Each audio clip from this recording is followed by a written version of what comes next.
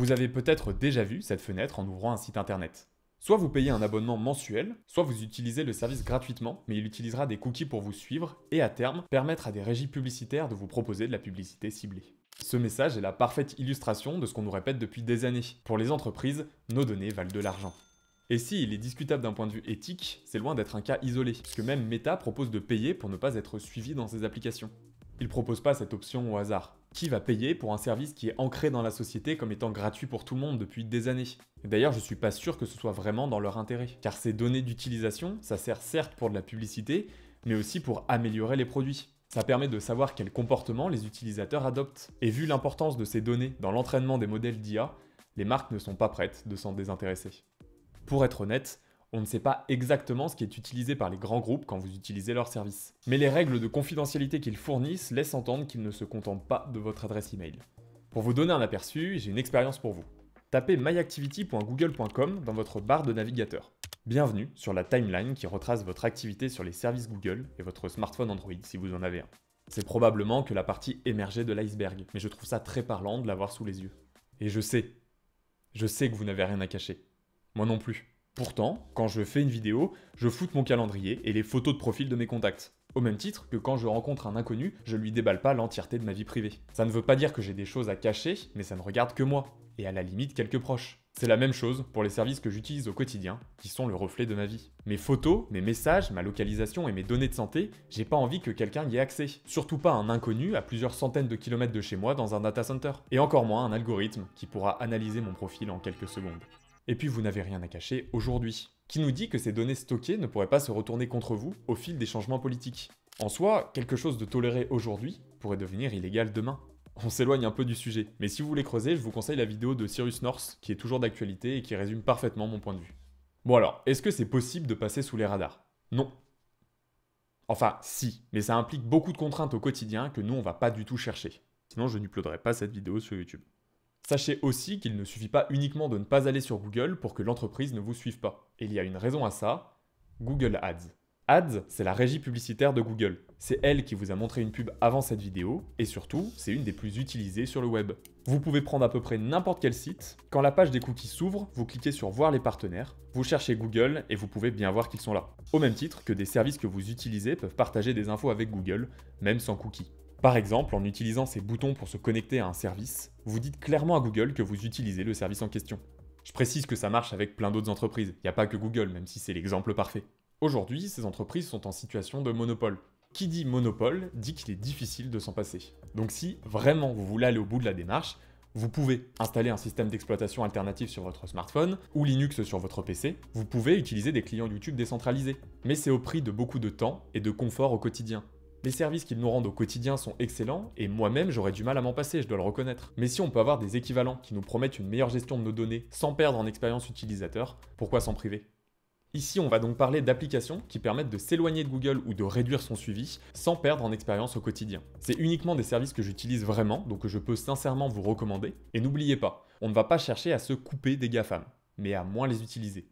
Ma première adresse mail c'est une Gmail, car il en fallait une pour installer Temple Run sur ma Galaxy Tab 2 en 2014. Dans la continuité, j'ai pris l'habitude de passer par Google Drive, Google Agenda et Google Docs pour les projets collaboratifs. En 2019, après avoir vu la conférence de son créateur, je me suis créé un compte ProtonMail pour tester. Proton, c'est une entreprise qui vous promet une boîte mail chiffrée, c'est-à-dire qui n'est accessible que par vous. Et en théorie, si vous envoyez un mail à une autre adresse Proton, personne n'y a accès autre que vous et le destinataire. En plus, il filtre certains trackers dans les mails. Ça, c'était en 2019. Aujourd'hui, Proton, c'est aussi un Drive, un agenda, un VPN, un gestionnaire de mots de passe, et ils ont récemment sorti un équivalent à Google Docs pour collaborer sur des documents. Tous ces services promettent une protection de la vie privée, et les dernières prises de position de la boîte, couplées à une transformation en organisme à but non lucratif, ne font qu'accroître leur légitimité à parler de ça. Il y a une version gratuite pour la majorité des applications, et sinon ils ont des abonnements qui regroupent tout pour un prix qui devient très vite avantageux, vu leur quantité. On sent que les apps sont un peu jeunes, mais à aucun moment j'ai ressenti un vrai problème de conception ou un bug bloquant, donc vraiment, la suite Proton, c'est validé. Et j'adore la DA.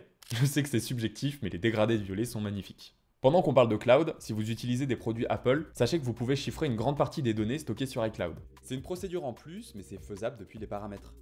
Tous ces services, on peut y accéder depuis le navigateur. Et c'est presque la brique principale de cette démarche. J'ai fait une vidéo complète sur le sujet, mais on va se tourner ici vers Firefox, qui contrairement à la plupart des autres navigateurs n'est pas basé sur Chromium. D'autant qu'on a eu des pistes sur la fiabilité de ce modèle. Étant donné qu'il est un peu en retard sur certains aspects au niveau de l'utilisation, je me suis tourné récemment vers ZenBrowser, qui de toute façon est basé sur Firefox. En reprenant des codes et la fluidité d'Arc Browser, il nous donne quand même accès à tous les avantages du Pandaroo avec ses extensions et ses thèmes.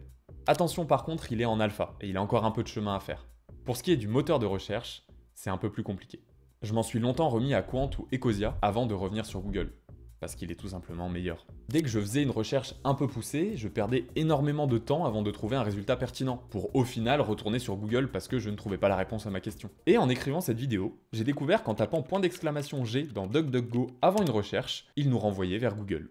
J'ai un peu de mal à m'y faire pour l'instant, mais ça résout en grande partie le problème, puisque dès que j'ai une recherche simple, je reste sur DuckDuckGo, sinon j'ajoute les 2 caractères avant ma recherche.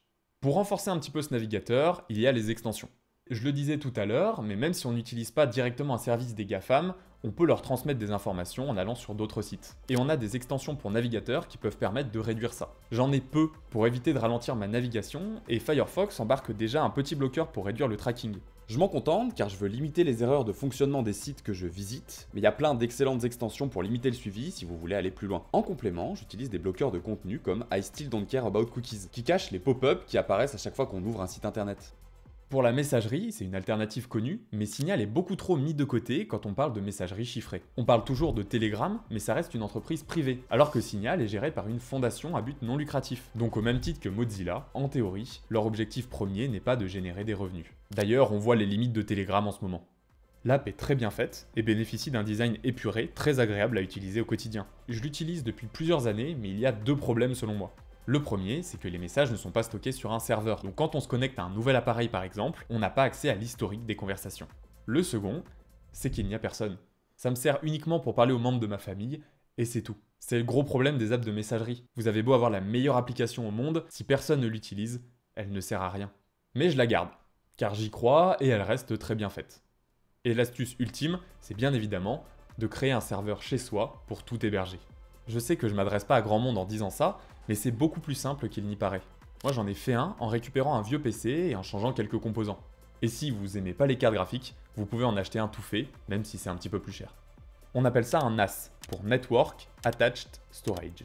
Pour faire simple, c'est un ordinateur qui permet de stocker vos données à distance, comme un cloud. Sauf que là, vous n'avez pas à vous poser la question de où sont stockées vos données, puisqu'elles sont devant vous.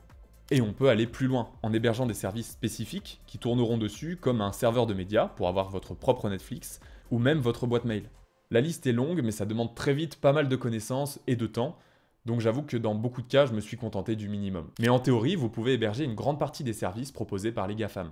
J'ai aussi une petite box domotique, qui est une Home Assistant Green, qui permet d'avoir un système de surveillance et des automatisations au quotidien sans passer par des serveurs externes. Toutes les infos d'utilisation et enregistrement des caméras restent donc en local, et sont aussi stockées dans une machine qui est devant moi. Elle est juste là, je la vois. Tout ce que je vous ai présenté ici, c'est des services qui sont open source, et c'est un des principaux critères à prendre en compte si vous avez le choix. Open source, ça veut dire que le code est accessible à tout le monde, donc en théorie, si un développeur fait n'importe quoi, on pourra s'en rendre compte.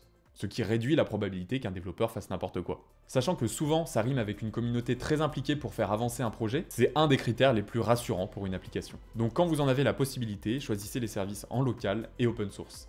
Ça vous rendra pas anonyme, mais c'est une tranquillité d'esprit en plus au quotidien. Noter quelque chose dans son agenda et se dire que personne d'autre que moi n'y aura accès, ça a quelque chose d'agréable. Peut-être que je suis le seul et que c'est parce que je me suis beaucoup intéressé au sujet, mais je pense que ça a un sens. Comme je l'ai dit plus tôt, parfois, j'ai pas envie que d'autres personnes voient ce que je suis en train de faire, même si c'est ma copine, un ami ou mon grand frère. Et comme j'ai pas de grand frère, s'il y en a un qui m'observe, il est fort probable qu'il vous observe aussi. Merci d'avoir suivi cette vidéo et à la prochaine.